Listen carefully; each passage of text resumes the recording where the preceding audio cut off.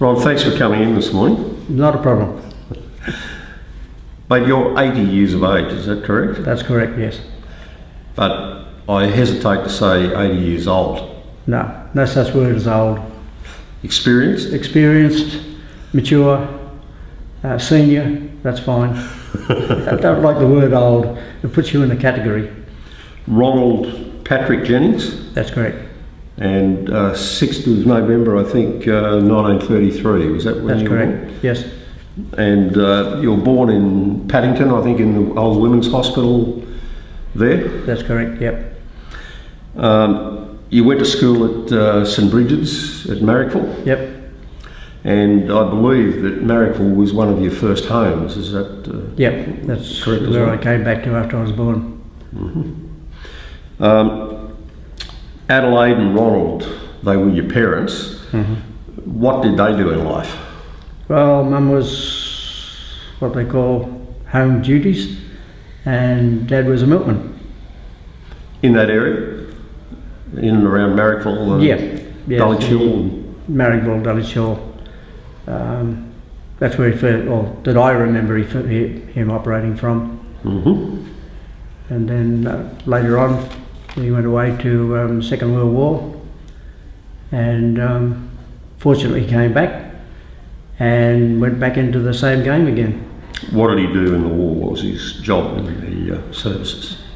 Well, from what I gather, he didn't speak about it because a lot of people from the Second World War were very reluctant to talk about what they did. And it wasn't until his funeral that the eulogy that was done by the RSL that I found out that he was a forward scout in the mechanised division of the army in New Guinea. So he was right up the front to try and make contact with the enemy, and then once he'd established that, then I don't know what his job was after that. So he's obviously in the Japanese theatre. Yeah. Yeah. How did you get involved in singing and theatrics? Singing, basically probably done as most people did back then in my era. Joined the church choir, sang in that, and it was just one of those things that I did. Was that like fellowships and other things like that at the church, was it? Yes, the Catholic, CY Catholic Youth Organisation,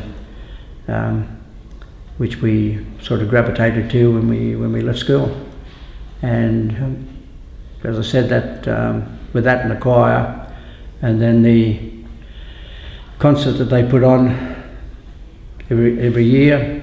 And I was rather athletic anyway, so not that I played too much sports, but I was of an athletic nature. And then as the concerts grew more involved, I became more involved in it until I eventually started taking dancing lessons and then singing lessons. Met my wife, and she could also sing at that stage, so we ended up singing duets, and it just sort of blossomed on from that. What sort of work were you doing at this time, and where were you living?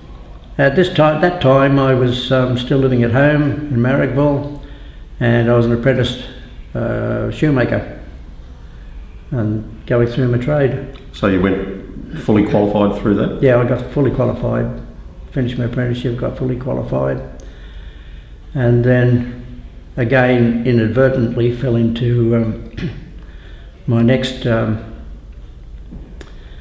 stage of life, which happened after I got married actually, and fell into the security industry, and that was something that I did for a long time afterwards. You mentioned security. You're also heavily involved in martial arts, and you have been for a long while, and I believe you're one of the most qualified martial artists in Australia. That'd be correct.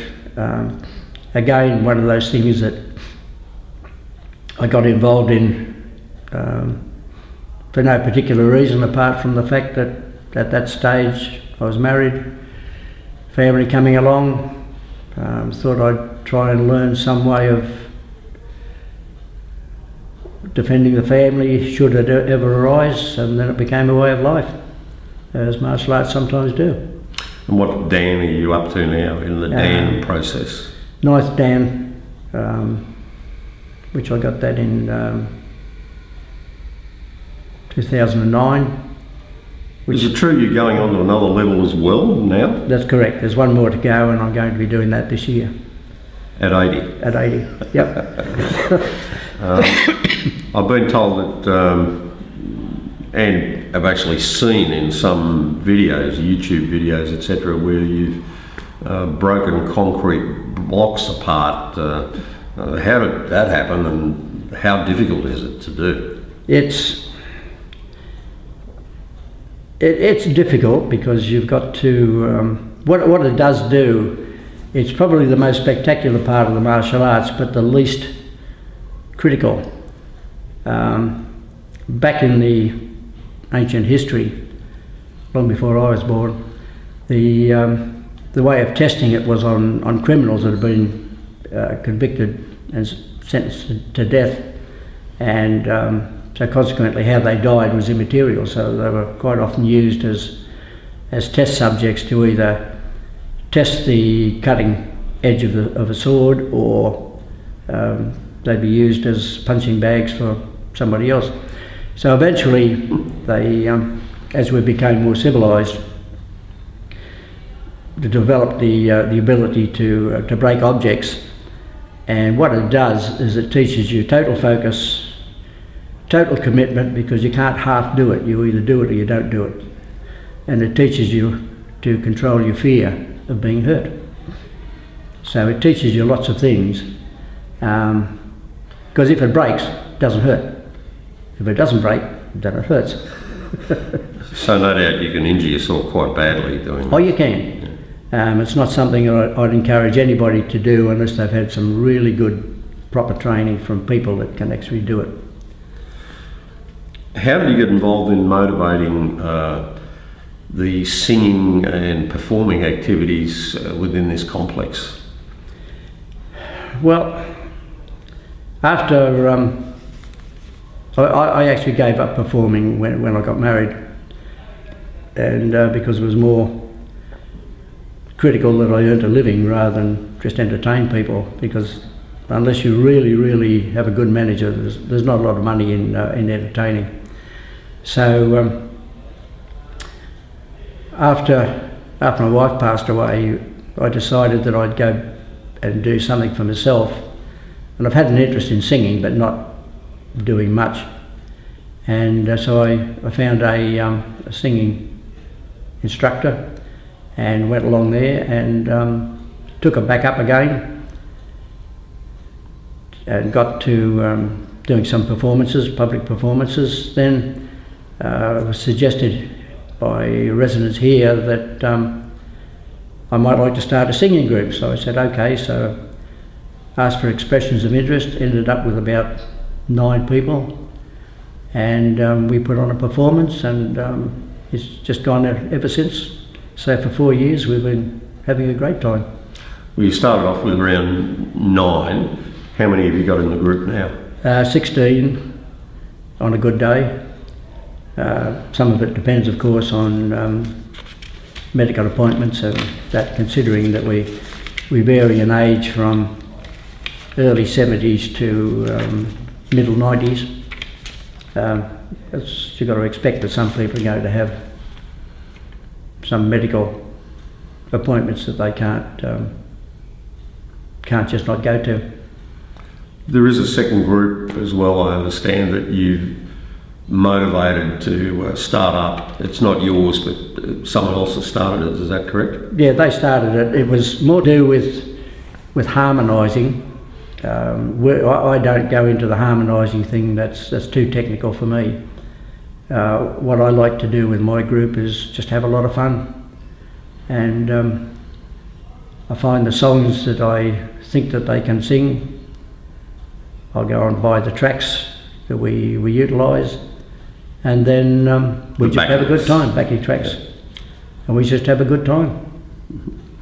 Your group, as a result of what you've been doing, has been mentioned in Hansard, and I believe it was Melanie Gibbons, MP, who introduced this into Hansard in State Parliament.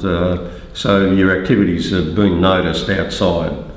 Yes, yeah, that was correct, and we were quite happy about that. And that was to do with another section that we have here, which is the drama section. And from conversations that I've had with people, we seem to be, and I might be able to stand corrected, but we seem to be the only retirement village that does what we do. There apparently is nobody else as active as we are. More an encouragement to the younger people to say, you know, don't put me in a little category just because I've reached a number in life. I can still contribute, and if by me doing this it encourages you to keep going, I'm happy. So you're not just motivating these experienced people that live here, never saying old.